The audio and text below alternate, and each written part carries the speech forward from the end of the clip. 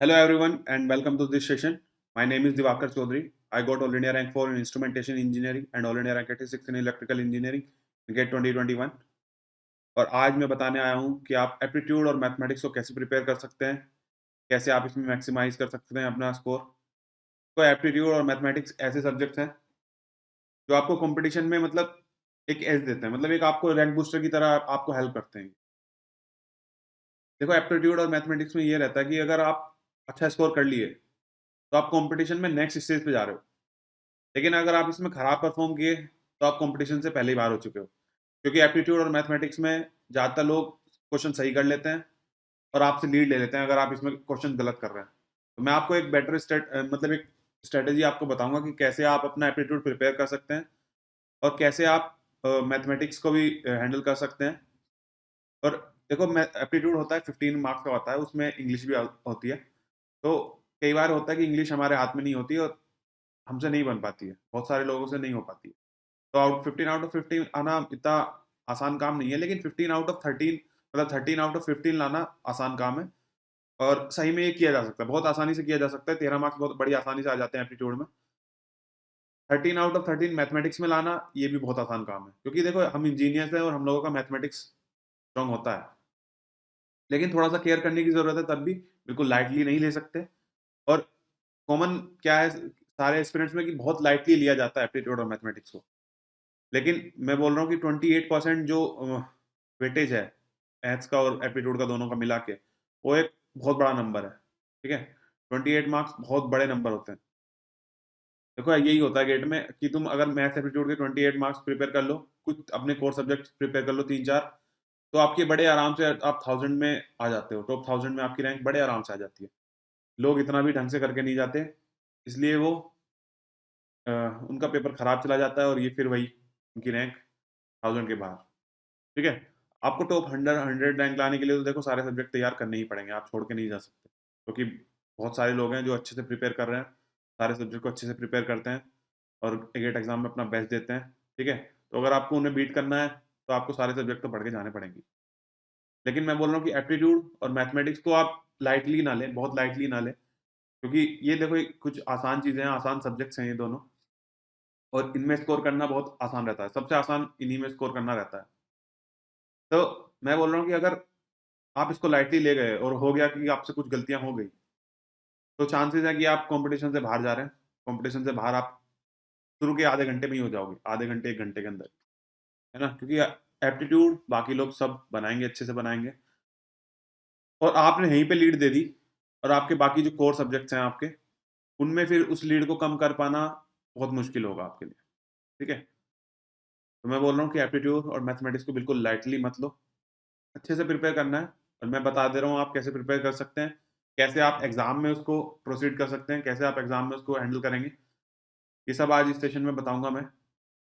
उससे पहले मैं अपने बारे में बता देता हूँ, जो नए लोग हैं, जो नए लोग इस वीडियो को देख रहे हैं, अपने बारे में बता देता हूँ। मेरा नाम है दिवाकर चौधरी और मैंने बीटेक किया है इलेक्ट्रिकल इंजीनियरिंग में, JSS academy of technical education Noida से। JSS academy of technical education Noida आता है एकेटीयू के अंदर। एकेटीयू मतलब doctor APJ Abdul Kalam technical university, Uttar Pradesh के अंदर आता है ये। और बोलने को ये नंबर 1 प्राइवेट कॉलेज है। और मेरी ऑल इंडिया रैंक 4 है इंस्ट्रूमेंटेशन इंजीनियरिंग में, all India rank 86 electrical engineering में गेट 2021 में। अभी मैं मास्टर्स कर रहा हूँ आईसी डिज़ाइन में फ्रॉम आईआईटी दिल्ली से। लेकिन मेरा सिलेक्शन हो चुका है आईयूसीएल में, तो मैं आईयूसीएल ज्वाइन कर रहा हूँ और मास्टर्स को ड्रॉप करूँगा। देखो मेरा हमेशा से प्लान यही था कि मैं गेट की प्रिपरेशन इसीलिए कर रहा था कि मुझे पीएसयू जाना है। मास्टर्स जाने का कोई मेरा इरादा बिल्कुल नहीं था। लेकिन पीएसयूज़ के रिक्रूट में इतना लेट हुए और पिछले साल ऐसा था कि मेरी रैंक 86 थी इलेक्ट्रिकल में, और 86 में पिछले साल बहुत सारे लोग स्ट्रगल कर रहे थे, उनको पीएसयूज़ की सीट्स नहीं मिल रही थी। इसलिए मैंने फीडबैक लेके मास्टर्स का कोर्स जॉइन कर लिया था, कि ताकि एक बैकअप रहे साथ में, कि अगर मान लिया सिलेक्शन नहीं भी होता है तो चले जाएँगे, आईआईटी दिल्ली से एमटेक कर लेंगे। लेकिन मैं बता रहा हूँ कि अगर आप मास्टर्स करना चाहते हैं, अभी मास्टर्स में एडमिशन लेना, वरना सर्वाइव करना बहुत मुश्किल हो जाता है। जैसे मुझे अ, एक बहुत मतलब बहुत अच्छी ब्रांच है आईईसी, और वीएलएसआई ही बोलते हैं इसको actually, integrated electronics and circuits, नाम बस चेंज हुआ है, लेकिन वही है, वीएलएसआई ही है ये। और बहुत स्ट्रॉन्ग आपको मतलब बहुत डेडिकेशन चाहिए होता है, और जितना जितना हम पढ़ाई करते हैं ना गेट के लिए, उससे ज़्यादा आपको चाहिए होता है कि आप एमटेक के अंदर जाके पढ़ाई करेंगे, उससे ज़्यादा आप मेहनत करेंगे, ठीक है? क्योंकि एकदम रिसर्च प्रोग्राम है ये, और ज़्यादातर प्रोजेक्ट के अराउंड ही घूमती हैं चीज़ें। और हम लोग जब मास्टर्स कर अपना बीटेक कर रहे होते हैं, तो हम लोग इतना ज़्यादा सीरियस नहीं रहते हैं अपने प्रोजेक्ट को लेके। हमारा होता है कि थ्योरी पढ़ो, कुछ दिन पहले एग्ज़ाम से 4-5 दिन पहले पढ़ाई करो, उसके बाद जाके एग्ज़ाम में लिखाओ सारी चीज़ें, आप पास हो जाओगे, आपके मार्क्स आ जाएँगे, और आगे ऐसे ही करते जाते हैं हम लोग।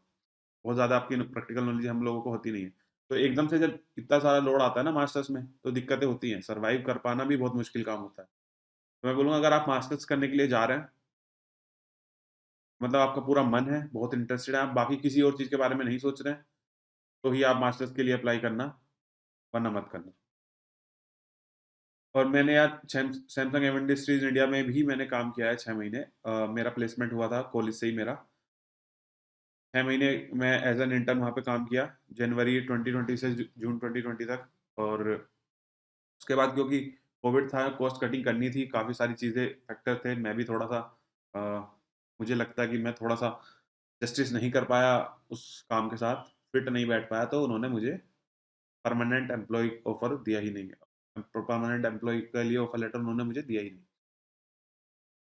और उसके बाद फिर मुझे वापस जाना पड़ा।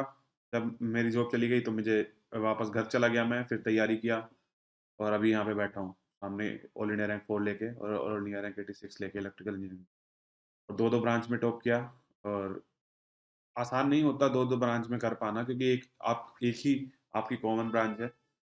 लेकिन दूसरी ब्रांच थी इंस्ट्रूमेंटेशन, और उसमें 80% सिलेबस कॉमन था इलेक्ट्रिकल इंजीनियरिंग का, और थोड़ा एक्यूरेसी, थोड़ा लक बोलूँगा, थोड़ा लक भी काम किया और इंस्ट्रूमेंटेशन में। थोड़ा मेहनत, थोड़ा लक, कुल मिला के आ गई ऑल इंडिया रैंक 4। तो चलते हैं आगे। ये एक टेलीग्राम ग्रुप का लिंक है, जो है क्रिटिक्स गेट डबल ई। इसमें आप ज्वाइन कर सकते हो, और आपके जो भी डाउट्स हैं, जो भी इलेक्ट्रिकल इंजीनियरिंग या ईसी या इंस्ट्रूमेंटेशन ब्रांच के लोग हैं, वो लोग इस ग्रुप को ज्वाइन कर सकते हैं। और तुम्हारे जो भी डाउट्स हैं, technical, non technical, practice, strategy, कुछ भी गेट गेट से रिलेटेड जो भी डाउट्स है, वो तुम पोस्ट कर सकते हो। वहाँ पे एक्सपीरियंस फैकल्टीज़ हैं, कुछ हमारे जैसे टॉपर्स भी हैं, वो तुम्हारे सवालों के जवाब दे देते हैं, तुम्हारे डाउट्स क्लियर कर देते हैं। तो मैं बोलूँगा, इस लिंक को आप जाके एक बार विज़िट कर लो। डिस्क्रिप्शन बॉक्स में आपको लिंक मिल जाएगा टेलीग्राम चैनल का, जाके एक बार देख लो। और मैं बोलूँगा कि जॉइन कर लो। अगर तुम गेट की प्रिपेयर कर रहे हो, तो कर लो। कुछ ना कुछ तुम्हें कभी ना कभी कुछ फ़ायदा हो ही जाएगा। ऐसा नहीं है कि मतलब हमेशा तुम्हें यही इस ग्रुप के जॉइन करने से ही तुम्हारी रैंक आएगी, ऐसा कुछ भी नहीं है। लेकिन कहीं न कहीं तुम्हारी प्रिपरेशन में कुछ ना कुछ, कुछ भी ज़रा-सा भी हेल्प होती है। देखो, यही छोटी-छोटी चीज़ें हैं, कुछ ऐसी ही छोटी-छोटी चीज़ें तुम्हारी हेल्प करती हैं, और तुम्हारे सिलेक्शन को इंश्योर करती हैं। तो जाके जॉइन कर लो। साथ ही साथ तुम डिस्क्रिप्शन बॉक्स में सारे लिंक्स को एक बार देख सकते हो। मेरी प्रोफाइल का लिंक भी वहाँ पे है। अनअकैडमी की प्रोफाइल पे जाके, तो तुम अनअकैडमी के ऐप में जाके मेरी प्रोफाइल पे तुम फॉलो कर सकते हो। कुछ पर्सनल गाइडेंस कुछ भी चाहिए, तो वहीं पे अनअकैडमी ऐप में आप मुझे मैसेज भी कर सकते हो, और मैं मैसेज देखता रहता हूँ, कर देता हूँ, मैं रिप्लाई कर देता हूँ सबको। तो कुछ चाहिए वन टू वन गाइडेंस, मुझसे कुछ भी तुम्हें चाहिए, तो कर सकते हो अनअकैडमी ऐप पे भी। और ये टेलीग्राम चैनल पे भी जाके ज्वाइन कर सकते हो, वहाँ पे भी मैं हूँ, वहाँ पे भी आपको दिख जाएगा, तो वहाँ पे भी मैं हेल्प कर दूँगा। जैसे भी चाहिए कर लेना। बात करते हैं अनअकैडमी प्लस के बारे में। तो अनअकैडमी प्लस के अंदर आपको मिलती है live classes, weekly test, structured course मिलता है आपको, अनलिमिटेड एक्सेस मिल जाता है आपको। जो भी अनअकैडमी के इनिशिएटिव्स हैं, सारे इनिशिएटिव्स हैं, वो सारे आपको मिल जाते हैं। आपको अनलिमिटेड एक्सेस रहता है, आप जितने टेस्ट देना चाहें, जो ब्रांच के देना चाहें। आप अगर आपने अनअकैडमी गेट का सब्सक्रिप्शन ले लिया, तो आप सारी ब्रांच के देख सकते हैं, है ना? क्योंकि देखो, अब आईआईटीज़ दिल्ली, आईआईटीज़ ने आपको अलाउड कर दिया कि आप 2 ब्रांच में प्रिपेयर कर सकते हैं, ठीक है? मतलब 2 ब्रांच का पेपर आप लिख सकते हैं। तो अनअकैडमी देता है आपको अनलिमिटेड एक्सेस, आप कोई सा भी ब्रांच का पढ़िए। अगर आपने गेट सब्सक्रिप्शन ले लिया, प्लस सब्सक्रिप्शन, तो आप कोई सी भी एग्ज़ाम का पढ़ सकते हैं, कोई सी भी ब्रांच का आप पढ़ सकते हैं, ठीक है? फिर भी मैं सजेस्ट करूँगा, अगर आप इलेक्ट्रिकल इंजीनियरिंग के हैं, तो सिर्फ इलेक्ट्रिकल इंजीनियरिंग का ही पढ़िए, क्योंकि इंस्ट्रूमेंटेशन में 80% सिलेबस कॉमन है, तो आपको कोई अलग से तैयारी करने की ज़रूरत नहीं है। मैं बिल्कुल सजेस्ट नहीं करूँगा कि आप इंस्ट्रूमेंटेशन के कोर सब्जेक्ट जाके पढ़िए। मैंने भी नहीं पढ़े, और आप देख रहे हो कि मेरी रैंक सिंगल डिजिट में है इंस्ट्रूमेंटेशन, ठीक है? मैं बिल्कुल सजेस्ट नहीं करूँगा, क्योंकि जो टाइम आप इंस्ट्रूमेंटेशन के एक और सब्जेक्ट को पढ़ने में देंगे, बेहतर है उसी टाइम को आप अपने इलेक्ट्रिकल इंजीनियरिंग के सब्जेक्ट्स में दीजिए, तो थोड़ा आपकी रैंक और इम्प्रूव हो जाएगी।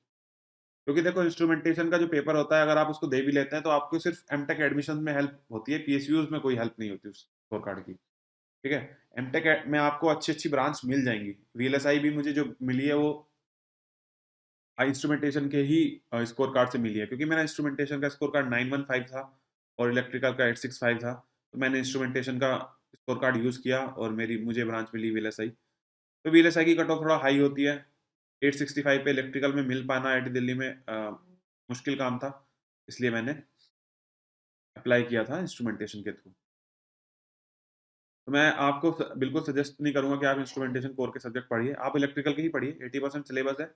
और अपनी एक्यूरेसी पे खास करके ध्यान रखिएगा, जब आप पेपर देने जाएँ तो बहुत फ्री माइंड से जाइएगा, ऐसा नहीं कि प्रेशर लेना है कि मुझे इंस्ट्रूमेंटेशन में रैंक बनानी है, ऐसा मत करिएगा। जाके पेपर लिख के आइएगा आराम से चिल तरीके से बिल्कुल, और उम्मीद है कि आप बहुत अच्छा परफ़ॉर्म करेंगे, क्योंकि 80% सिलेबस है और 80% भी अगर आपने सही कर लिया, 80% में से अगर आप 75 मार्क्स भी ले आए तो आपकी आराम से रैंक आ जाएगी, टॉप 10, टॉप 20 में भी, ठीक है?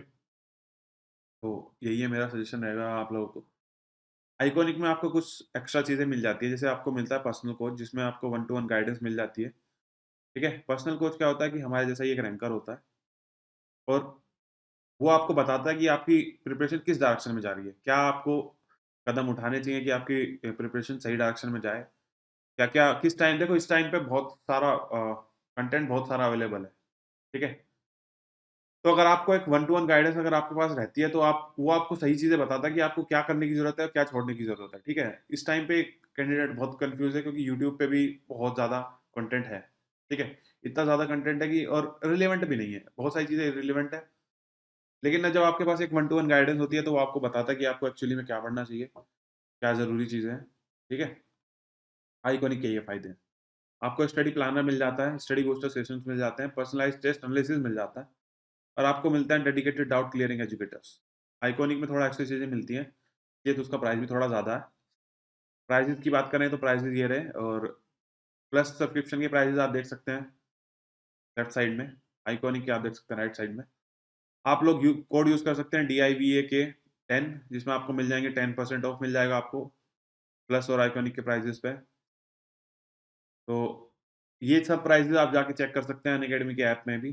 जाके डिस्क्रिप्शन बॉक्स में लिंक दिए हुए हैं, आप लिंक विज़िट करिए, अनअकैडमी ऐप डाउनलोड करिए और जाइए देखिए, ये प्राइसेज़ भी देखिए। और अनअकैडमी ने बहुत सारी फ्री इनिशिएटिव्स भी ला रखे हैं, तो वो भी आप फ्रीली देख सकते हैं। अनअकैडमी ऐप डाउनलोड करिए अगर आप नए हैं, और जाके देखिए, अनअकैडमी के फ्री इनिशिएटिव सारे देखिए। उसके बाद आप डिसाइड करिए कि आपको सब्सक्रिप्शन लेना है कि नहीं लेना है। आइकॉनिक सब्सक्रिप्शन या प्लस जो भी आप लेना चाहें वो ले लीजिए, ठीक है? चलिए, तो अनअकैडमी लेके आया है एक नया इनिशिएटिव, जिसमें आप अनलिमिटेड डाउट्स पूछ सकते हैं, ठीक है? आप किसी भी टाइम डाउट पूछ सकते हैं, अपनी कन्वीनियंस के हिसाब से आप जो जब मर्ज़ी कीजिए, तब आप डाउट पूछिए। आपको मिल जाती है high quality video solution English और हिंदी में। आपके क्वेश्चंस का एग्ज़ैक्ट मैच मिल जाता है और आपको इंस्टेंट और एक्यूरेट सॉल्यूशन मिल जाता है। देखिए, कई बार क्या होता है कि डाउट फ्लो बहुत ज़्यादा हो रहा था और एजुकेटर्स लिमिटेड ही हैं।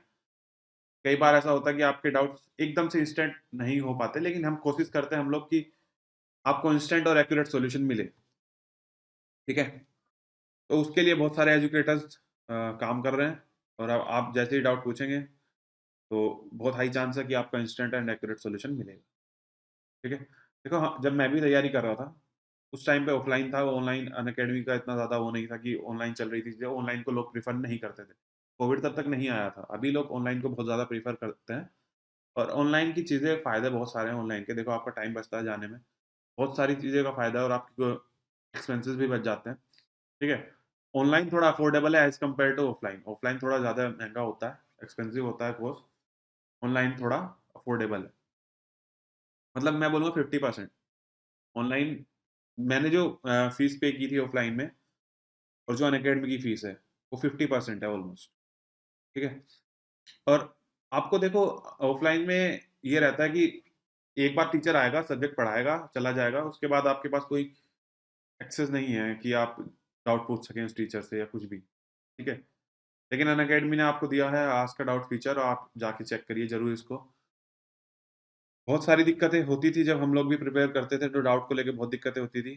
तो मैं जब क्लासेस करता था, तो क्लास में जो डाउट्स हैं वो पूछ लिए, वो क्लियर हो जाते थे। लेकिन उसके बाद एक बार टीचर चला गया, सब्जेक्ट खत्म हो गया, टीचर चला गया तो फिर कोई एक्सेस नहीं है। उसके बाद अगर रिवाइज़ करते टाइम डाउट आएँगे, तो वो डाउट क्लियर नहीं होंगे। उनको क्लियर करने के लिए आपको अपने दोस्तों के पास ही जाना पड़ता था। मेरे पास मुझे मैं अपने दोस्तों से ही पूछता था कि यार ये कैसे क्वेश्चन हो रहा है, और कैसे, मतलब मैं अगर कहीं फँस रहा हूँ, किसी को आता है तो पूछ लेता था। ठीक है? तो इस तरीके से चीज़ें करता था, लेकिन अभी अनअकैडमी ने आपकी वो प्रॉब्लम सॉल्व कर दिया। आप Unacademy ask a doubt feature का इस्तेमाल कर सकते हैं, और आपको बहुत कन्वीनियंस हो, मतलब कन्वीनियंस है एकदम, आप कंफर्टेबली आराम से पूछ सकते हैं, आराम से मिल जाएगा आपको सॉल्यूशन, और आपके डाउट्स क्लियर होते रहेंगे, और हम उम्मीद करेंगे कि आप रैंक लेके आएँ। ठीक है? फ्री लाइव क्लासेस मेरी अनअकैडमी पे चल रही हैं, आप लोग डिस्क्रिप्शन बॉक्स में भी देख सकते हैं। डिस्क्रिप्शन बॉक्स खोलिए और उसमें देखिए, मेरी प्रोफ़ाइल का लिंक भी होगा, वहाँ पे आप जाके मुझे फ़ॉलो कर लीजिए। कुछ आने वाली क्लासेस होंगी, तो उनको भी उनके नोटिफ़िकेशन भी आपको आ जाएँगे अगर आप मुझे फ़ॉलो कर लेते हैं वहाँ पे। कुछ पुरानी क्लासेस भी आप देख सकते हैं, उनके लिंक्स भी पड़े हुए हैं नीचे, और आप जाके ज़रूर देखिएगा एक बार, क्योंकि आप देखो, ये वैसा टाइम है, नवंबर, दिसंबर, जनवरी, जब आपके गिव अप करने के चांसेस बहुत ज़्यादा हैं। इस टाइम पे लोग गिव अप करते हैं, और ईज़िली गिव अप करते हैं। बहुत आराम से वो खुद को कंफर्टेबल करके गिव अप करते हैं। उन्हें लगता है कि वो सही कर रहे हैं, और उसके बाद गेट एग्ज़ाम निकल जाता है हाथ से, चीज़ें वहीं खत्म हो जाती हैं, आपकी रैंक नहीं आ पाती है। ठीक है? तो अनअकैडमी लेके आया है न्यू इनिशिएटिव, जिसमें वो रीसेंट टॉपर्स को लेके आ रहे हैं आपके लिए, और आपकी जो भी क्वेरीज़ हैं, कुछ आप मेंटली ऐसा प्रेशर फ़ील कर रहे हैं, तो उसके रिलेटेड भी सेशंस लिए जा रहे हैं, और बहुत सारे टॉपर्स ले रहे हैं, मैं भी ले रहा हूँ। मेरी कुछ क्लासेस मेरे कुछ सेशंस अनअकैडमी पे ऑलरेडी आ चुके हैं, तो आप लिंक डिस्क्रिप्शन में पड़ा हुआ है, वहाँ पे जाके आप चेक कर लीजिए। क्लिक करके देख लीजिए, आप मेरा प्रोफ़ाइल को एक बार विज़िट कर लीजिए, और ज़रूर जो भी वीडियोज़ हैं, जितनी भी वीडियोज़ अभी तक पड़ी हुई हैं मेरी, वहाँ पे देख लीजिए, जो भी नॉन टेक रिलेटेड है, आपको कुछ ना कुछ फ़ायदा ज़रूर हो जाएगा। आने वाले टाइम में भी कुछ सेशंस होंगे, और मैं लेता रहूँगा उन सेशंस को, तो आप फ़ॉलो कर लीजिए, आपको नोटिफ़िकेशन आ जाएगा, जाके देखिए। और नेक्स्ट सेशन, जो मेरा जो सेशन होता है, एकदम वन टू वन इंटरेक्शन है, आप अपनी क्वेरीज़ को कमेंट में डालिए, डाउट सेशन में डालिए, डाउट सेक्शन में डालिए। मैं आपकी क्वेरीज़ लूँगा, वहीं पे सॉल्व करेंगे, वहीं पे कोशिश करेंगे कि आपको सॉल्यूशन दे दिया जाए। एक तरीके से वन टू वन गाइडेंस का ही पा जैसा ही सीन है, और फ़ायदा उठाइए इसका, क्योंकि देखो अनअकैडमी का फ्री इनिशिएटिव है, तो मैं बोलूँगा आप फ़ायदा उठाइए इसका ज़रूर, और एक बार जाके ज़रूर चेक कर लीजिएगा। डिस्क्रिप्शन बॉक्स में सारे लिंक्स पड़े हुए हैं। देखो 2 सेशन दिखाई दे रहे होंगे आपको, ask me anything related to GATE exam, और last 3 month strategy to GATE 2 digit rank. तो ये सेशन मैंने ऑलरेडी 1 महीना पहले लिए थे, और देख सकते हो आप दोनों सेशन देख सकते हो जाके। कुछ ना कुछ ऐसी चीज़ें आपको मिल जाएँगी जो आपकी प्रिपरेशन में हेल्प करेगी, और अगर मेरी वजह से आपके 1-2 मार्क्स बढ़ जाते हैं, 1-2 मार्क्स का इतना फ़र्क पड़ जाता है ना, कि एक-एक नंबर पे 20-20, 30-30 रैंक, मैं टॉप 100, टॉप 200 की बात कर रहा हूँ। एक-एक नंबर पे 20-20, 30-30 रैंक पीछे हो जाते हैं चीज़ें, ठीक है? और 20-20, 30 सीट नहीं, मतलब सीट्स बहुत कम है पीएसयूज़ में, तो आपके चांसेस कम हो जाते हैं अगर आपकी रैंक नीचे हो जाती है, ठीक है? तो मैं बोलूँगा जाके एक बार देख लो, कुछ ना कुछ फ़ायदा ज़रूर हो जाएगा आपको। कुछ ऐसी चीज़ें आपको मिल जाएँगी, कुछ ऐसी प्रॉब्लम जो अभी आप फेस कर रहे होंगे। क्योंकि देखो, मैं रीसेंट टॉपर हूँ, मुझे अभी 1 ही साल हुआ है, तो मुझे चीज़ें अच्छे से क्लियरली याद है कि मुझे क्या-क्या परेशानी हो रही थी, क्या-क्या मैंने फेस किया अपनी प्रिपरेशन के टाइम पे, और कैसे-कैसे मैंने उसको हैंडल किया। तो वो सब मैंने बताया हुआ है अपने सेशंस में, आप लोग जाके ज़रूर देखिएगा, और चलते हैं आगे, आज का सेशन स्टार्ट करते हैं अभी। आज का सेशन में हम लोग बात करने वाले थे कि एप्टीट्यूड और मैथमेटिक्स को आप कैसे हैंडल करें, ठीक है? क्लियरली मैंने लिखा हुआ है, aptitude is a rank booster. तो ये इसलिए लिखा गया है क्योंकि एप्टीट्यूड 15 मार्क्स का आता है, सबसे ज़्यादा वेटेज होता है किसी भी सब्जेक्ट का, ठीक है? किसी भी सब्जेक्ट का सबसे ज़्यादा वेटेज है ये एप्टीट्यूड का, 15 मार्क्स। आप अपने कोर सब्जेक्ट में भी देखोगे तो 15 मार्क्स के बाकी सब्जेक्ट्स नहीं आते हैं। मैक्सिमम 12-13 इतना आता है बस। 13 मैथमेटिक्स आता है, और बाकी जो आपके कोर सब्जेक्ट हैं उनके भी कभी-कभी 13-14 पहुँच जाता है, इससे ज़्यादा नहीं आएगा। तो एप्टीट्यूड का सबसे ज़्यादा वेटेज रहता है, और ये सबसे ईज़ी सेक्शन भी होता है स्कोर करने के लिए, ठीक है? जितना ईज़ी सेक्शन है, उतना ज़्यादा मुश्किल है इसमें स्कोर कर पाना। वजह? क्योंकि आप इसको मान लेते हैं कि ये बहुत ईज़ी है और उसके बाद आप केयरलेसली इसको ट्रीट करते हैं और फिर एप्टीट्यूड आपको दिखाता है कि आप एक्चुअली में हैं। क्वेश्चन्स आते हैं पेपर में तब आप छोटी-छोटी गलतियाँ करते हैं, सिली मिस्टेक्स करते हैं क्वेश्चन्स को पढ़ने में और तब एप्टीट्यूड आपको बताता है कि आप कॉम्पिटिशन से बाहर हो चुके हैं। तो सबसे बढ़िया मैं अभी हम लोग बात कर लेते हैं कि फाइनली आप अगर एग्ज़ाम में बैठेंगे तो आप एप्टीट्यूड को किस तरीके से प्रोसीड करेंगे, ठीक है? So it is best to sort your aptitude section in the first few minutes. Start with the easy one, then proceed to the complex question. देखो मैं अपने बारे में एक कहानी बताता हूँ एप्टीट्यूड को लेके। सबसे पहले मैं टेस्ट सीरीज़ में बहुत सारी स्ट्रैटेजीज़ में लगाया। मैं इतने ज़्यादा टेस्ट लिखा था और इतनी ज़्यादा स्ट्रैटेजी मैंने फ़ॉलो करी और उसके बाद मैं अपनी एक स्ट्रैटेजी बना लिया था कि अब ये इस तरीके से चीज़ें बनानी है। मेरी स्ट्रैटेजी रहती थी, मैंने बहुत सारी स्ट्रैटेजी अपनाई जैसे पहले कभी एप्टीट्यूड लगा के देखा, कभी मैंने अपना कोर सब्जेक्ट का टेक्निकल सब्जेक्ट्स के लगा के देखा क्वेश्चंस। कभी मैंने एप्टीट्यूड के 1 मार्क्स से स्टार्ट किया, कभी एप्टीट्यूड के 2 मार्क्स से स्टार्ट किया, कभी मैंने अपने टेक्निकल सब्जेक्ट के 1 मार्क्स से स्टार्ट किया, कभी टेक्निकल के 2 मार्क्स से। तो जब टेस्ट सीरीज़ में मैंने इतनी सारी अप्रोच लगा ली, उसके बाद फाइनली मैंने अपने लिए एक अप्रोच सेट करी, जो मुझे लग रहा था कि बेस्ट था मेरे लिए। एप्टीट्यूड के 1 मार्क्स से स्टार्ट किया मैंने, फिर उसके बाद एप्टीट्यूड के 2 मार्क्स क्वेश्चन खत्म किए और एप्टीट्यूड को मतलब 15 मार्क्स का क्वेश्चन है, मतलब 15 मार्क्स के हैं टोटल एप्टीट्यूड, तो मैं 20 मिनट के अंदर 20 मिनट तो ज़्यादा ही है, 15 मिनट के अंदर ही खत्म कर लेता था एप्टीट्यूड के सारे क्वेश्चन। 15-20 मिनट के अंदर खत्म, उसके बाद चलते हैं आगे टेक्निकल पे और मैं जाता था टेक्निकल के सीधा 2 मार्क्स क्वेश्चन पे। क्योंकि स्टार्टिंग में मेरा कॉन्फिडेंस बन चुका है, एप्टीट्यूड के क्वेश्चन हो चुके हैं मेरे, कॉन्फिडेंस बन चुका है, तो अब मैं अच्छे क्वेश्चन को अटेम्प्ट करूँगा पहले। कई बार क्या होता था कि मैं 1 मार्क्स के अटेम्प्ट कर रहा हूँ, तो स्टार्टिंग में अगर 1 मार्क्स के अटेम्प्ट कर रहा हूँ, तो 1 मार्क्स को करते-करते मैं 20 से 25 क्वेश्चन होते हैं वो भी। 25 क्वेश्चन को करते-करते गया और थोड़ा-सा टायर्ड हो गया मतलब 25 क्वेश्चन सोल्व किए लेकिन टायर्ड हो गया। थोड़ा-सा भी मैंने केयरलेस दिखाई और मेरे 2 मार्क्स के क्वेश्चन गलत होना स्टार्ट हो गए। ज़रा-सा भी अगर आप क्वेश्चन को पढ़ने में या कुछ भी सिली मिस्टेक्स करते देखो सिली मिस्टेक हो जाती है जब आपका माइंड अगर फ्रेश होता है ना, तो वो बहुत अटेंटिव होता है। तो इसलिए मैं पहले 2 मार्क्स के क्वेश्चन अटेम्प्ट करता था। 2 मार्क्स के क्वेश्चन अटेम्प्ट करता था, तो सिली मिस्टेक बहुत ज़्यादा नहीं होती थी। उसके बाद क्या हुआ, जब मैं एग्ज़ैक्ट मतलब गेट में बैठा सामने मैंने इंस्ट्रूमेंटेशन का पहले दिया था पेपर, तो जब मैं ऐसे ही सीधा 26 नंबर पे गया, तो वहाँ देखा मैं 1 मार्क्स का क्वेश्चन था।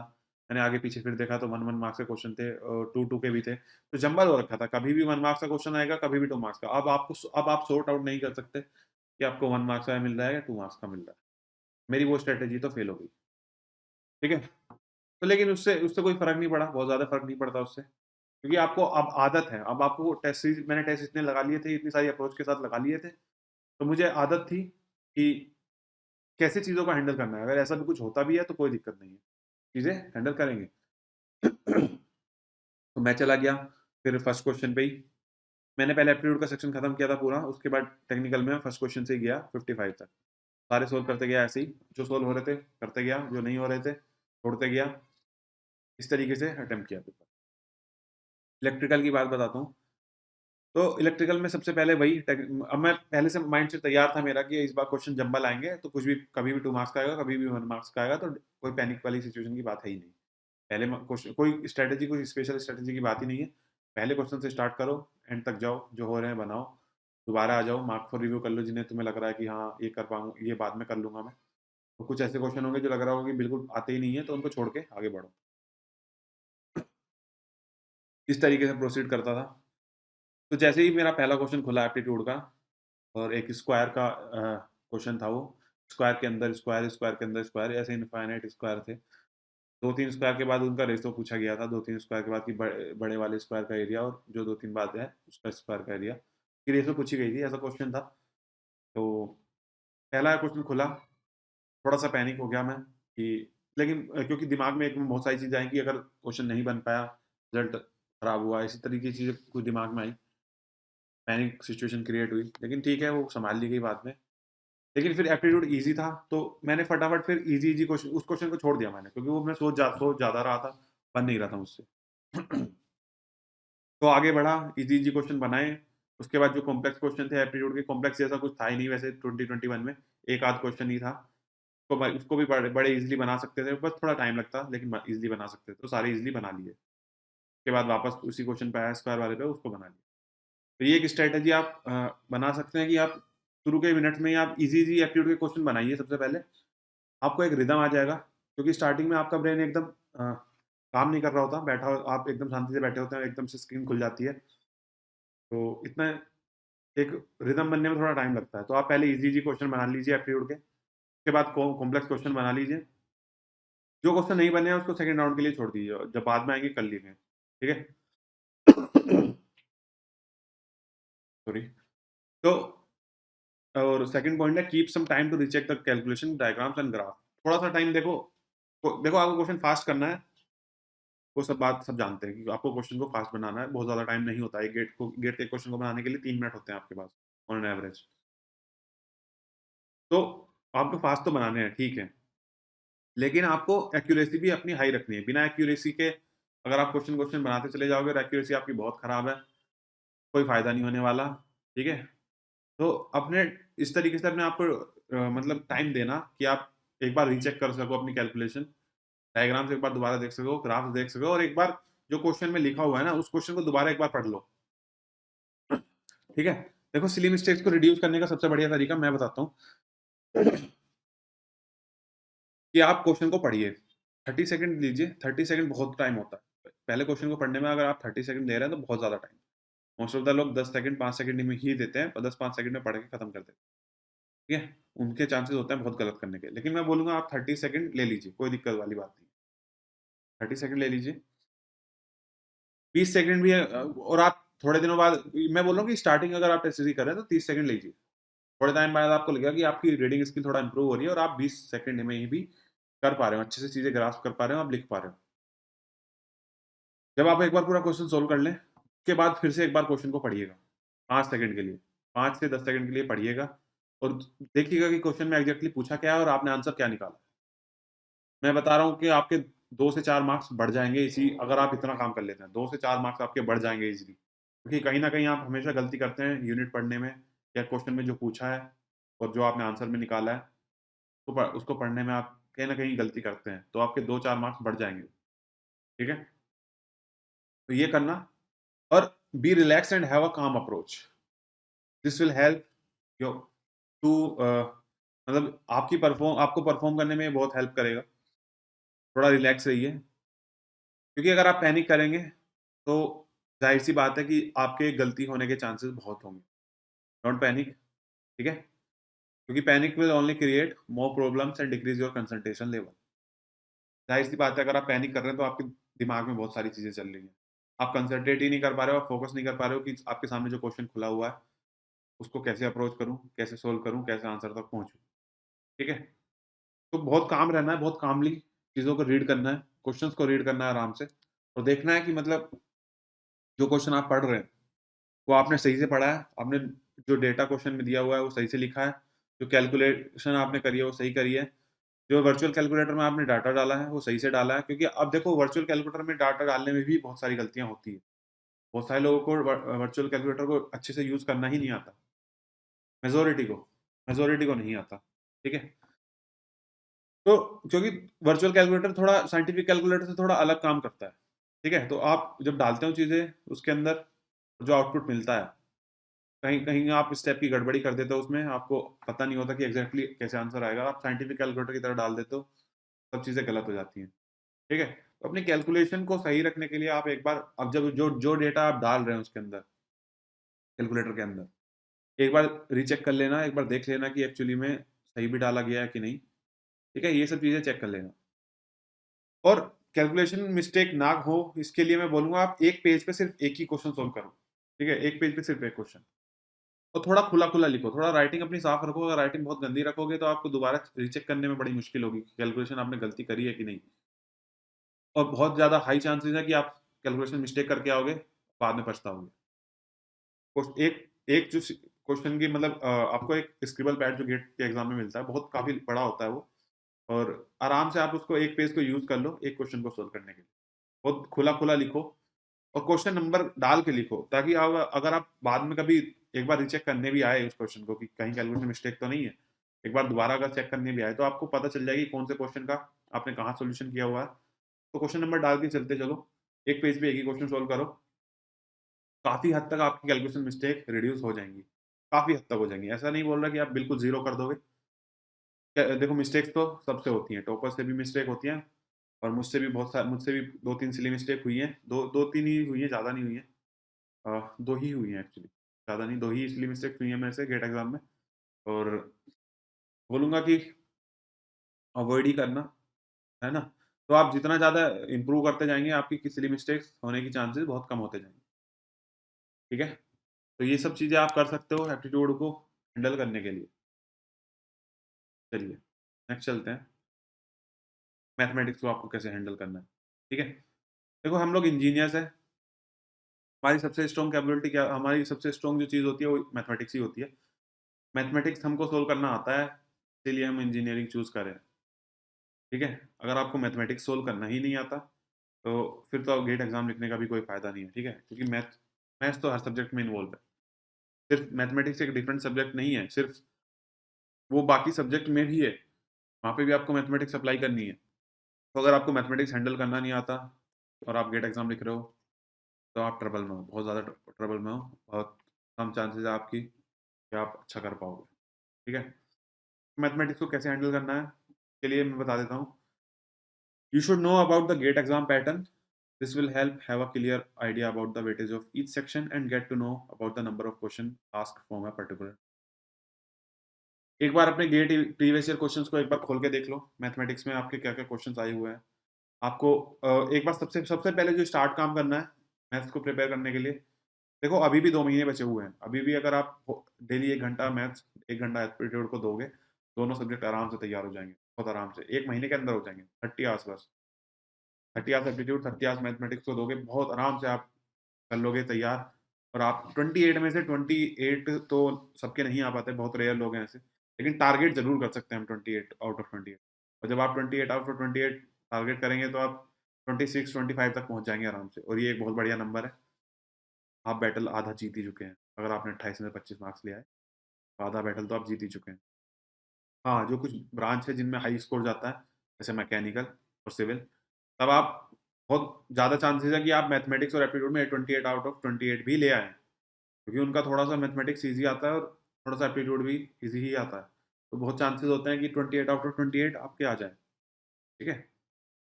तो मैं बोलूँगा टारगेट रखेंगे 28 आउट ऑफ 28 अचीव होता है, बहुत अच्छी बात है, लेकिन 25 और 26 आपके आराम से आ जाएँगे, अगर आप 28 का टारगेट रख के तैयारी करोगे। एक बार सबसे पहले अपना सिलेबस खोलो, सिलेबस में देखो कि एक्चुअली मैथमेटिक्स के सिलेबस में क्या-क्या है। मैट्रिसेस होगा, कैलकुलस होगा, डिफरेंशियल कैलकुलस होगा और प्रोबेबिलिटी होगा, न्यूमेरिकल मेथड्स होंगे कुछ ब्रांचेज़ में, कुछ में नहीं होंगे और वेक्टर कैलकुलस होगी, तो ये सब होगा। ये सब एक बार आप देख लिए आप, तो अब आपको आपको क्लासेस अगर आप कोचिंग ले रहे हैं, अनअकैडमी की ऐप से पढ़ रहे हैं, तो अच्छे टीचर से पढ़ सकते हैं और मैं सजेस्ट करूँगा उमा महेश्वर राव सर से भी आप पढ़ सकते हैं, उनसे मैथमेटिक्स आप पढ़ सकते हैं। काफ़ी अच्छे मैं खुद उनसे पढ़ा हूँ, काफ़ी अच्छा पढ़ाते हैं वो, ठीक है? जाके आप एक बार देख सकते हो, उनके वीडियोज़ अनअकैडमी पे हैं, अवेलेबल हैं, वो पढ़ा रहे हैं अनअकैडमी पे भी। देख लो, सब्जेक्ट सारे एक बार नोट्स बना लिए, ठीक है? उसके बाद क्वेश्चन सोल्व करो। अ, अनअकैडमी क्वेश्चन बैंक से भी सोल्व कर सकते हो, वर्कबुक से भी सोल्व कर सकते हो, प्रीवियस ईयर क्वेश्चन से भी सोल्व कर सकते हो। एक बार आपको एक क्लियर आइडिया बन गया कि गेट में एक्चुअली मैथमेटिक्स से कैसे क्वेश्चन बनते हैं और वेटेज आपको पता चल गया कि कौन से सेक्शन से ज़्यादा वेटेज है। कौन से मतलब वेक्टर कैलकुलस से या डिफरेंशियल कैलकुलस या मैट्रिसेस या फिर प्रोबेबिलिटी। तो आपको एक बार क्लियर आइडिया हो गया। देखो गेट एक अनप्रेडिक्टेबल एग्ज़ाम है। हो सकता है किसी जो सेक्शन आपको पहले वेटेज जिसका ज़्यादा लग रहा था उससे क्वेश्चन ही ना आए और जो आपको लग रहा था कि कम वेटेज है वो उससे ज़्यादा आ जाए। तो इग्नोर मत करना, सारे सबको अच्छे से प्रिपेयर करना, लेकिन वेटेज को भी ध्यान में रखना क्योंकि गेट कई बार ट्रेंड फ़ॉलो करता है। अनप्रेडिक्टेबल एग्ज़ाम है लेकिन फिर भी थोड़ा बहुत हम आइडिया लेके चलेंगे, ठीक है? ऐसा करेंगे तो आप अच्छे से प्रिपेयर कर पाएँगे, अपना एक प्रॉपर प्लान बना पाएँगे, ठीक है? तो ये सब आपने कर लिया, उसके बाद प्रीवियस ईयर क्वेश्चन लगाओ और मैथमेटिक्स में देखो ऐसा है कि सारी ब्रांच के लगाओ, सिर्फ अपनी ब्रांच के मत लगाओ, सारी ब्रांच के प्रीवियस ईयर क्वेश्चंस लगाओ। ऐसा करने से आपको एक क्लियर आइडिया होगा, एक बेटर आइडिया होगा, आपको वैरायटी क्वेश्चंस की बहुत ज़्यादा मिलेगी। और कई बार देखो कुछ कुछ ऐसे टॉपिक्स हैं जो दूसरी ब्रांचेज़ में हैं एक्स्ट्रा, तुम्हारी ब्रांच में नहीं होंगे। इलेक्ट्रिकल में जैसे नहीं होंगे, सिविल में लेकिन कुछ होंगे। जैसे इलेक्ट्रिकल में न्यूमेरिकल मेथड्स नहीं है, लेकिन मैकेनिकल में न्यूमेरिकल मेथड्स हैं, ठीक है? उनको अवॉइड कर सकते हो, कोई बात नहीं। लेकिन बाकी सारे तुम सारी ब्रांच के क्वेश्चन लगाओ। तुमको एक क्लियर पिक्चर भी दिखेगी कि एक्चुअली दूसरी ब्रांच के क्वेश्चन किस लेवल के आ रहे हैं, तुम्हारी ब्रांच से किस लेवल के आ रहे हैं। तुम्हारी प्रिपरेशन उसी अकॉर्डिंग भी तुम कर पाओगे, ठीक है? So you should prepare a strategic plan for study by dividing the GATE exam syllabus into different topics and fixing a timeline to finish it every week. हाँ, देखो अभी भी 2 महीने हैं, 1 महीने के अंदर आप एप्टीट्यूड मैथमेटिक्स खत्म कर सकते हो, सिर्फ डेली 1 घंटा एप्टीट्यूड, 1 घंटा मैथ्स को देके, सिर्फ 1 घंटा, इससे ज़्यादा नहीं देना, 30 आवर्स। बाकी सब्जेक्ट्स भी हैं, उनको भी रिवाइज़ करना है, टेस्ट भी देना है। तो अगर आप इतना टाइम देते हो मैथ्स और एप्टीट्यूड को, तो बहुत हाई चांसेस हैं कि आपके 28 में से 25-26 आ जाएँगे आराम से, कोई दिक्कत वाली बात नहीं है। अपने गेट एग्ज़ाम के सिलेबस को डिवाइड कर लो, डेली 30 डेज़ में डिवाइड कर लो, 30 पार्ट्स में डिवाइड कर लो और डेली कोशिश करो कि डेली अपना जो भी टारगेट तुम रखे थे, वो उसको अचीव कर पाओ। और बहुत ईज़िली अचीवेबल है, 1 घंटे में बड़े आराम से अचीवेबल है। हम लोग बहुत कंफर्टेबल फ़ील करते हैं एप्टीट्यूड और मैथमेटिक्स में, जो इंजीनियर्स होते हैं, ठीक है? तो तुम्हारे लिए बहुत आसान ही रहेगा, बहुत ज़्यादा मुश्किल नहीं रहेगा चीज़ें कर पाना। मैं बोलूँगा इस तरीके से तुम प्रोसीड कर सकते हो, ठीक है? तो ये थी स्ट्रैटेजी आप मैथमेटिक्स को हैंडल करने की। और अभी और भी चीज़ें हैं। You must solve the GATE previous years question papers, this will help you in understanding the difficulty level and जज the level of your performance. ये चीज़ मैं बता चुका कि आप प्रीवियस ईयर क्वेश्चंस को आप करिए, पेपर्स को सोल्व करिए और हर ब्रांच के सोल्व करिए, ठीक है? ऐसा नहीं है कि सिर्फ अपनी ब्रांच के सोल्व कर लिए।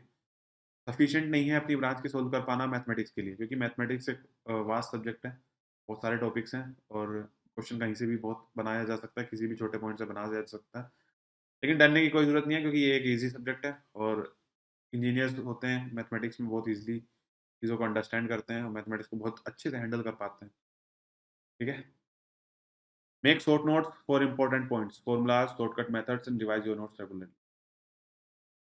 देखो शॉर्ट नोट्स बनाना मैथमेटिक्स के लिए सबसे आसान काम है, क्योंकि इसमें देखो फ़ॉर्मूलाज़ ही बहुत ज़्यादा फ़ॉर्मूलाज़ याद रखने की ज़रूरत नहीं होती और बहुत ज़्यादा इंपॉर्टेंट पॉइंट्स भी मैथमेटिक्स नहीं होते, ठीक है? तो बहुत शॉर्ट नोट्स बनाना बहुत ईज़ी काम है और बना लेना, इसके बना लेना, ठीक है? मैं बाकियों के मैं हमेशा बोलता हूँ कि शॉर्ट नोट्स उन्हीं लोगों को बनाने चाहिए जो कंफर्टेबल फ़ील करते हैं शॉर्ट नोट्स। ये नहीं कि दूसरा बना रहा है तो तुम भी बनाओ। लेकिन मैथमेटिक्स के तो आप बना लेना, ठीक है? क्योंकि मैथमेटिक्स के नोट्स बार-बार आपको लास्ट में पढ़ने का मौका नहीं मिलेगा, शॉर्ट नोट्स बना लोगे तो काम आ जाएँगी चीज़ें। के नोट्स भी आते हैं, के नोट्स में भी के नोट्स क्रिटिक्स के के नोट्स हैं और बेस्ट है पूरे मार्केट में सबसे बेस्ट चीज़ है वो शॉर्ट नोट्स के लिए के नोट्स। उसको एक बार देख लेना, मैथमेटिक्स के उसमें भी बने हुए हैं और अगर आप शॉर्ट नोट्स नहीं बनाना चाहते तो उसको खरीद लीजिए या पीडीएफ आपको मिल जाएगी, वो देख लीजिए, कहीं से भी आपको मिल जाएगी। उसको कर लीजिए और अगर आप चाहते हैं कि पीडीएफ आपको कहीं से नहीं मिल रही है तो आप मुझसे कॉन्टैक्ट कर लीजिए टेलीग्राम के उसी ग्रुप चैनल पे। तो टेलीग्राम का चैनल मैंने लिंक आपको स्टार्टिंग में दिया था क्रिटिक्स का, या आप डिस्क्रिप्शन बॉक्स में जाके डालिए, डिस्क्रिप्शन बॉक्स में जाके देखिए, मेरी क्लासेस भी वहाँ पे हैं, उनको भी आप देख सकते हैं और मेरी प्रोफाइल का लिंक आप क्लिक करके मुझे फॉलो कर लीजिए, वहाँ पे मुझे अनअकैडमी पे आप मैसेज कर दीजिए, मैं आपके साथ शेयर कर दूँगा के नोट्स की पीडीएफ, ठीक है? तो वो अगर आप कर लोगे तो बहुत अच्छी बात है और मैथ्स के आपके शॉर्ट नोट्स आपके तैयार हो गए, चीज़ें तैयार हो गई, तो आप फिर तो आराम से चीज़ें कर लेंगे, और क्या है? और तो कुछ नहीं है। मैथमेटिक्स में ऐसा कुछ ख़ास चीज़ें करने की ज़रूरत है नहीं, बस बेसिक चीज़ें करो, मतलब बेसिक प्लान फ़ॉलो करो, ये नहीं कि सिर्फ़ बेसिक कॉन्सेप्ट पढ़ो, नहीं, पढ़ना तो आपको सब है। एक बेसिक प्लान फ़ॉलो करो और बहुत ज़्यादा ये भी नहीं करना है कि सिर्फ़ मैथ्स एप्टीट्यूड पढ़ रहे हैं, ऐसा भी नहीं करना है। मैथ्स एप्टीट्यूड को आप एज़ अ टूल यूज़ कर मतलब ऐसा रिफ्रेशिंग टूल यूज़ कर सकते हैं, रिफ्रेशिंग सब्जेक्ट। जब आप अपने टेक्निकल सब्जेक्ट पढ़ते-पढ़ते बोर हो जाएँ, तब आप एप्टीट्यूड लगाना स्टार्ट करो 1 घंटा। 1 घंटा लगा लो, आप बड़े आराम से लगा लोगे, आपको मज़ा भी आएगा, ठीक है? हमारा माइंड एप्टीट्यूड को करते हुए थोड़ा कंफर्टेबल फ़ील करता है। आप टेक्निकल सब्जेक्ट में बोर हो रहे हो, तो बैठ जाओ, एप्टीट्यूड के क्वेश्चन्स लगाने लगो। ईज़िली आपका माइंड थोड़ा-सा रिफ्रेश हो जाएगा 1 घंटे बाद और आप फिर से अपने टेक्निकल सब्जेक्ट को डील कर सकते हैं। सेम काम मैथमेटिक्स के साथ है। इंजीनियर्स को देखो मैथमेटिक्स के साथ खेलने में बड़ा मज़ा आता है, ये सबको नहीं बोलूँगा, सबको आता है मज़ा, लेकिन बहुत मेजॉरिटी को तो इंजीनियरिंग मैथ्स में मज़ा आता ही है। इंजीनियरिंग इसलिए की है हमने, क्योंकि हमारे पास 12th में मैथ्स था, है ना? अगर बायोलॉजी होती तो गेट एग्ज़ाम लिखने की वो ही नहीं आती। ठीक है, गंदा जोक था। चलिए आगे चलते हैं। आप लोग टारगेट करिए 28 आउट ऑफ 28, और अगर आप टारगेट रखेंगे 20 आउट ऑफ 28 का, तो ज़ाहिर-सी बात है आप 26 तक पहुँच जाएँगे, आराम से पहुँच जाएँगे, कोई दिक्कत वाली बात नहीं है। 25 तक भी पहुँच जाएँगे, और अगर आप 25 मार्क्स ले आए 28 में से, तो आप क्लियरली एक बहुत बड़ी लीड में हैं, और बहुत सारे लोग तो यहीं पे कॉम्पिटिशन खत्म कर जाते हैं अपना, मतलब वो कॉम्पिटिशन से बाहर हो जाते हैं। आप कॉम्पिटिशन में अगली स्टेज पे जा रहे हो, टेक्निकल सब्जेक्ट में, ठीक है? तो ये अगर आप 25 अचीव कर लिए, तो बहुत अच्छी बात है। मैं बिल्कुल नहीं बोलूँगा कि आपके 20 आउट ऑफ 20 मतलब 28 में से 28 ही आपके होने चाहिए। ऐसा नहीं होता, ऐसा हमेशा नहीं होता, सबके नहीं आते। मेरे भी नहीं आए, मेरे भी लगभग 25 के आस-पास ही हैं। मेरे हैं मैथमेटिक्स में 11.67 मार्क्स थे मेरे आउट ऑफ 13, और 14 मार्क्स थे मेरे इसमें एप्टीट्यूड में। तो मेरे टोटल मार्क्स थे 25.67 आउट ऑफ 28, ना? तो ये आप देख सकते हो कि 25.67 मार्क्स बहुत अच्छे मार्क्स हैं, और 25.67 मेरे मार्क्स हैं इसमें मैथमेटिक्स में, और मेरे टोटल मार्क्स थे 75.67।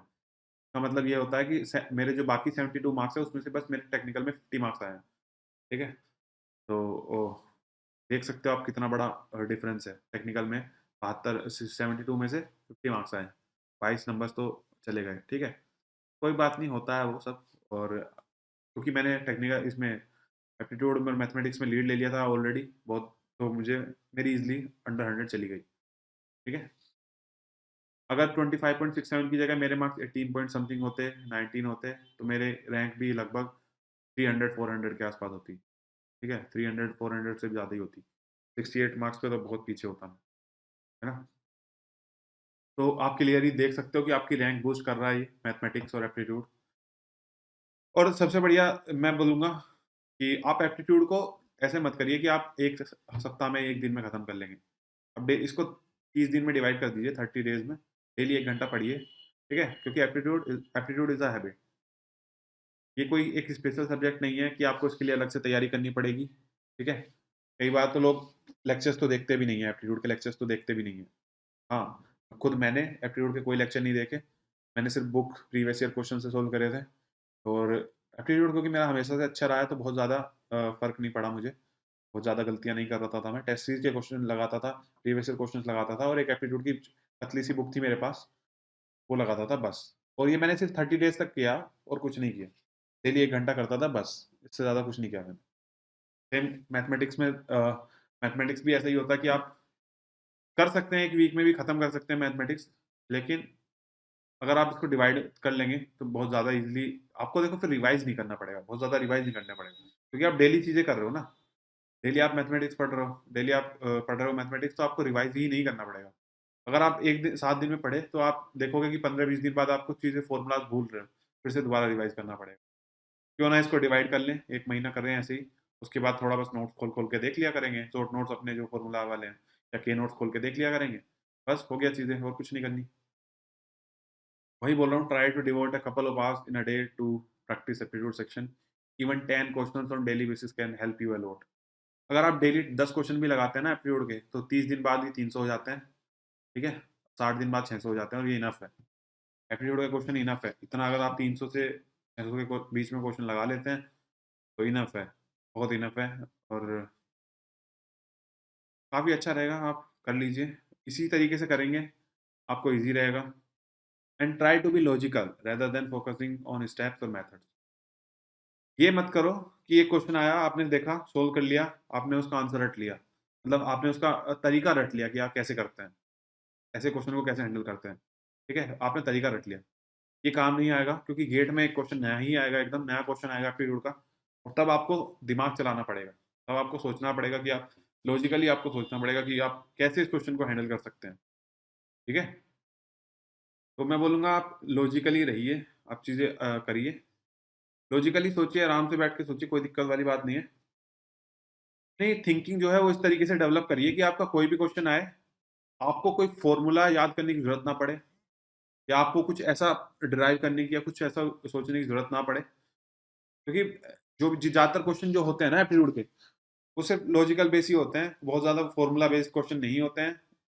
सिर्फ़ आपको सोचना है, आपको क्वेश्चन ढंग से पढ़ना है। सबसे पहली बात, क्वेश्चन को बहुत ढंग से पढ़ना है।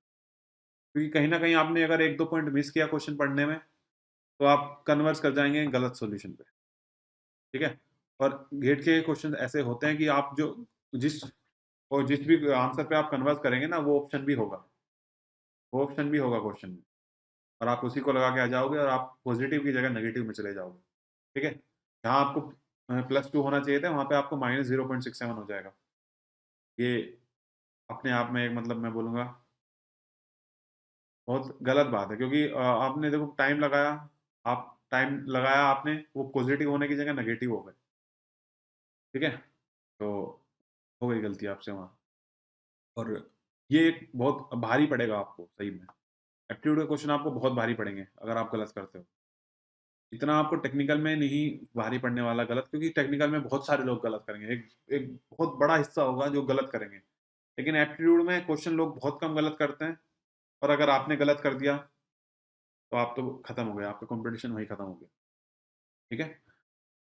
मैं बोल रहा हूँ आप लॉजिकली अपने आप को डेवलप करिए, अपने थॉट्स को लॉजिकली डेवलप करिए, और ऐसा कोई मैं सजेस्ट नहीं करूँगा कि आप कोई ऐसे रेफरेंस बुक से पढ़िए कुछ भी, ठीक है? आप प्रीवियस ईयर क्वेश्चन करेंगे, टेस्ट के क्वेश्चंस लगाएँगे, कोई एक छोटी-सी बुक भी फॉलो कर लेंगे, किसी भी अनअकैडमी ने भी क्वेश्चन बैंक दे रखा है एप्टीट्यूड का, ठीक है? वो भी कर लेंगे, इनफ है, मोर देन इनफ। और थोड़ा try visualising problems, it can help you solve tricky question. देखो कुछ ट्रिकी क्वेश्चंस होते हैं, जैसे ग्राफ वाले क्वेश्चंस होते हैं, और डेटा में इंटरप्रिटेशन वाले क्वेश्चन होते हैं, और अभी स्पैटियल एप्टीट्यूड भी जोड़ा है, तो वो भी थोड़ा-सा ट्रिकी क्वेश्चंस होते हैं उसके, ठीक है? तो अगर आप प्रॉब्लम को विजुअलाइज़ कर पाते हैं, अच्छे से विजुअलाइज़ कर पाते हैं, तो चांसेस हैं कि आप ईज़िली चीज़ों को सॉल्व कर पाएँगे। ट्रिकी क्वेश्चन जो होंगे, उनको आपको हैंडल करना आ जाएगा, ठीक है? कई बार क्या होता है कि हमें डाटा कुछ और दिया हुआ है, डाटा इंटरप्रिटेशन के क्वेश्चन में ग्राफ में कुछ और दिया हुआ है। क्वेश्चन में कुछ वर्डिंग में ऐसा इस तरीके से लिखा हुआ है कि आपको पूछा कुछ और है, लेकिन आपको माइंड में एक पिक्चर बन गई है। जैसे आपने ग्राफ देखा, आपने ग्राफ में देखा कि ये दिया हुआ है, ये दिया हुआ है, तो पूछा भी कुछ ऐसा ही है। तो वो वर्डिंग भी इस तरीके से सेट करते हैं कि आपको लगता है कि हाँ, यही पूछा है। लेकिन क्वेश्चन को थोड़ा-सा विजुअलाइज़ करना कि वो एक्चुअली में पूछ क्या रहा है। एक बार अच्छे से पढ़ लेना कि आप किस चीज़ की तरफ जा रहे हैं, क्या आपको निकालना है क्वेश्चन, ठीक है? क्वेश्चन को अच्छे से पढ़ोगे, थोड़ा देखो जो ये इस तरीके के क्वेश्चन होते हैं ना ग्राफ इंटरप्रिटेशन वाले, मैं बोलूँगा इनको 30 सेकंड ज़रूर देना। बाकियों को आप 20 सेकंड दोगे चलेगा, लेकिन इनको 30 सेकंड ज़रूर देना। एक बार ज़रूर देखना कि एक्चुअली में क्वेश्चन में पूछा क्या गया है। क्वेश्चन की लैंग्वेज को समझने की कोशिश करना। हर वर्ड का अपना एक अलग मतलब होता है ऐसे क्वेश्चंस, ठीक है? और सबसे ज़्यादा चांसेस भी यही होते हैं सिली मिस्टेक्स होने के। तो प्लीज़, प्लीज़, प्लीज़ इसको अवॉइड करना। तो अच्छे से पढ़ने की कोशिश करना, ठीक है? और जब एक बार आपको क्वेश्चन सॉल्व हो जाए, मैं फिर से बोल रहा हूँ, एक बार जब आपको क्वेश्चन सॉल्व हो जाए, एक बार फिर से उस क्वेश्चन को पढ़ने की पूरी कोशिश करिएगा। याद दिलाइएगा खुद को कि आपने क्वेश्चन सॉल्व कर लिया पूरा, एक बार क्वेश्चन पढ़ना है। क्वेश्चन पढ़िएगा 5 से 10 सेकंड के अंदर, और देखिएगा कि एक्चुअली क्वेश्चन में पूछा क्या था और आपने जो निकाला है, क्या दोनों मैच कर रहे हैं? और एक बार यूनिट का भी चेक कर लीजिएगा, यूनिट भी ज़रूर चेक कर लीजिएगा, न्यूमेरिकल आंसर टाइप क्वेश्चन, ठीक है? क्योंकि आंसर चेंज हो जाते हैं, न्यूमेरिकल आंसर टाइप में जब यूनिट का चेंज होता है, तो आंसर चेंज हो जाते हैं। अगर आपका 280 मिली एम्पियर आंसर आ रहा होगा, तो एम्पियर में 0.28 हो जाता है, ठीक है? तो आंसर की रेंज दी हुई होगी 0.27 से 0.29, और आप आंसर लगा के लेके आओगे 280 मिली एम्पियर्स में, क्योंकि आपका आंसर आया है, ठीक है? तो ऐसी गलतियाँ मत करना, और ऐसी गलतियों को अवॉइड करने के लिए मैं तुम्हें बता ही चुका हूँ। सबसे बढ़िया तरीका होता है, जब आप क्वेश्चन को सोल्व कर चुके हैं एक बार पूरा, वापस से जाइए, क्वेश्चन को देखिए कि एक्चुअली क्वेश्चन में पूछा हुआ क्या है। ऐसा करने से आपकी बहुत सारी मतलब मैं बोलूँगा कि आपके 2 से 4 नंबर बढ़ेंगे, पक्का बढ़ेंगे, क्योंकि ये ऐसी कॉमन सिली मिस्टेक्स हैं, ये बहुत सारे लोग करते हैं। खुद मैं कई बार करके आया हूँ। ऐसा नहीं है कि एक आध बार किया मैंने, बहुत बार मैंने ऐसी मिस्टेक्स करी हैं, बहुत बार। मैं तुम लोगों को भी सजेस्ट करूँगा कि ये ऐसी गलती तुम मत करना। जो मैं बता रहा हूँ इतना फ़ॉलो कर लो, आपकी गलतियाँ रिड्यूस हो जाएँगी। एक आध गलती तो होना बनता है, वो कभी भी होगी, और हो सकता है ना भी हो, ठीक है? डिपेंड करता है कि आपने कितनी प्रैक्टिस करी है। आप कितने अटेंटिव है और कितना आपका दिन अच्छा है। देखो थोड़ा सा लक का फैक्टर भी रहता है, क्योंकि अगर आपको जिस दिन आपका लक खराब होता है ना, दिन खराब होता है, आप उस दिन 14 को 140 पढ़ते हो, ठीक है? तो क्योंकि 14 अगर 14.0 लिखा होगा तो आप जल्दी जल्दी पढ़ने के चक्कर में 140 लिख लोगे, कैलकुलेशन में वही यूज कर लोगे और गलत हो जाएगा। तो लक का भी थोड़ा सा फैक्टर तो रहता है, और लेकिन लक इतना बड़ा फैक्टर नहीं है, बहुत ज़्यादा बड़ा फैक्टर नहीं है कि मैं बोलूँ। लेकिन ये है कि अगर 95% आपके हार्ड वर्क है तो 5% आपका लक भी आपके साथ होना चाहिए। और अगर आप 95% इतना हार्ड वर्क करते हैं तो मतलब मैं बोल सकता हूँ कि आपका थोड़ा-सा लक साथ में रहेगा। आप लक आपका साथ में रहेगा, और लक भी आपको फ़ेवर करेगा अगर आप हार्ड वर्किंग हैं, ठीक है? और बहुत ज़्यादा मत आप स्ट्रेस लेने की कोशिश, मतलब स्ट्रेस बहुत ज़्यादा नहीं लीजिएगा, ठीक है? इस टाइम पे स्ट्रेस लेना मतलब आप मैं बोलूँगा कि आप नेगेटिव में जा रहे हैं, नेगेटिव डायरेक्शन में जा रहे हैं, अगर आप इस टाइम पे स्ट्रेस ले रहे हैं। ये वो टाइम है जब आपको बहुत तेज़ी के साथ दौड़ना है, बहुत फ़ास्ट आपको अपनी चीज़ें कवर करनी है। एफिशिएंटली अपने आप को यूज़ करना है अच्छे से, अपनी प्रिपरेशन को एफिशिएंटली आपको एक फाइनल शेप देनी है अपनी प्रिपरेशन को, ठीक है? तो यहाँ पे अगर आप स्ट्रेस लोगे, तो वो शेप देने के बजाय आप शेप बिगाड़ रहे हो, ठीक है? चलिए। और आप एप्टीट्यूड को कैसे हैंडल कर सकते हैं? Try to solve one problem multiple times before giving up on the questions, and try to attempt each time from a different perspective. Solving questions on regular basis enhance your analogy and can help you tackle a tough question. देखो aptitude के एक question ऐसा होता है, अगर probability का एक question आया है तो उसको आप दो तीन तरीके से सोल्व कर सकते हैं इजीली, ठीक है? एक तो डायरेक्ट फॉर्मूला के या कोई बायस थ्योरम लगा के, बेस थ्योरम लगा के, या फिर अपने अकॉर्डिंगली आप परमुटेशन कॉम्बिनेशन लगा के भी सोल्व कर सकते हैं। तो तरीके बहुत सारे हैं क्वेश्चन को सोल्व करने के। तो इसलिए अगर आप एक प्रॉब्लम गेट के प्रीवियस क्वेश्चन से अगर आप एक प्रॉब्लम लगा रहे हैं तो उसको दो तीन तरीके से करने की कोशिश करिएगा। इससे क्या हेल्प होगी, आपका पर्सपेक्टिव थोड़ा चेंज होगा, आपको पता चलेगा कि आप एक क्वेश्चन को दो तीन तरीके से कैसे सोल्व कर सकते हैं। आपको ये भी पता, आपकी थोड़ी लॉजिकल थिंकिंग भी बढ़ेगी, और आपकी जो विजुअलाइजिंग पावर है वो भी बढ़ेगी। एक टफ क्वेश्चन को कैसे टैकल करना है ये भी आपको पता चलेगा, क्योंकि अगर आप एक क्वेश्चन को दो तीन तरीके से सोल्व करना जानते हैं तो आपको फिर ये भी पता चलेगा कि आप कैसे एक क्वेश्चन को मिनिमम टाइम में एक्यूरेटली सोल्व कर सकते हैं, है ना? बिना गलती किए आप मिनिमम टाइम में कैसे सोल्व कर सकते हैं ये आपको पता चल जाए। तो इस तरीके से अपने एप्टीट्यूड और मैथमेटिक्स को आप हैंडल करेंगे। And solve aptitude questions at regular intervals while you take a break from technical subject so that your mind gets refreshed. ये बात मैं पहले बोल चुका हूँ कि आप, अगर आपको लग रहा है कि आपके टेक्निकल सब्जेक्ट आप बहुत देर से पढ़ रहे हैं, आप बोर हो रहे हैं, ठीक है? अब आपका माइंड कह रहा है कि रेस्ट कर, आप बैठ जाओ, कि मतलब आप थोड़ा खाना-वाना खा लो, घूम लो और सो जाओ। अगर आपका माइंड ऐसे बोल रहा है, तो एप्टीट्यूड के क्वेश्चन उठा लीजिए। 5-7 मिनट लगाएँगे, आपका माइंड अपने आप तैयार हो जाएगा कि हाँ, नहीं अभी नहीं, अभी ब्रेक नहीं लेंगे, अभी पढ़ते हैं थोड़ा और आगे चलते हैं। तो एप्टीट्यूड सेक्शन आपका तैयार होते जाएगा इसी तरीके से, और आप बोर भी नहीं होंगे, रिफ्रेश फील करेंगे। और जैसे ही आप रिफ्रेश फील करेंगे, छोड़ दीजिए एप्टीट्यूड को, अपने टेक्निकल सब्जेक्ट की तरफ लौटिए। टेक्निकल सब्जेक्ट को तैयार करिए। देखिए, कॉम्पिटिशन जो जिताता है वो तो टेक्निकल सब्जेक्ट ही है, लेकिन जो सपोर्ट करता है वो एप्टीट्यूड और मैथमेटिक्स है।